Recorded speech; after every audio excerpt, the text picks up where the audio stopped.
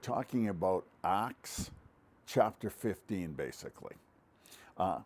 Beloved, in this book of Acts, this is like a big, huge turning point. We're going to be shifting from Peter's ministry to Paul's ministry. And I'll get into that shift and why what it's all about a little bit later. Difference between Pauline doctrine and Petrine doctrine, if you like. Okay? I mean, they're both one, they're both awesome. Okay, but Paul takes it a lot further, and he climbs out of legalism, totally climbs out of legalism.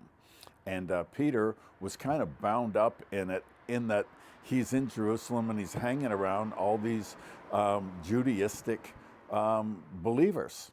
And it got to the point that the Judaistic believers were saying, well, God's granted repentance that leads to life to the Gentiles, but you got to keep the law of Moses and you got to be circumcised, okay, and follow the law of Moses.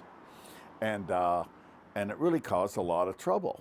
And a lot of people are deeply troubled about a lot of things, I mean, there's just so many things. Can you smoke and be a Christian? Drink? You know what I mean? Are you supposed to celebrate Passover and Pentecost? What about Christmas? Like, there's all these days. No, you don't have to, none of it. We're saved by grace through faith and not by works. And all those things are shadows. Wow, so much to get into.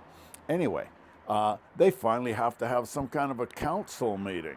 Okay, a council meeting to try and put to death these things. And Peter gets put in the corner, and he comes up and he says really clearly, he says, look, okay, these Gentiles, man, what are we going to tell them? We can't put a yoke on them that we or our fathers couldn't bear, okay? We couldn't keep the law anyway, okay? And now we're going to tell them that they got to keep the law. That's why Jesus came, to fulfill the law and set us free from the law. So Peter spelled out really clearly that you don't have to be circumcised according to the law of Moses, and we're not going to trouble them, okay? And they all got together, Paul and Barnabas there, everybody, and they all agreed and issued a statement. They kind of deviated and went back. By the time we get to Galatians 2, I'll get into that probably on the next one.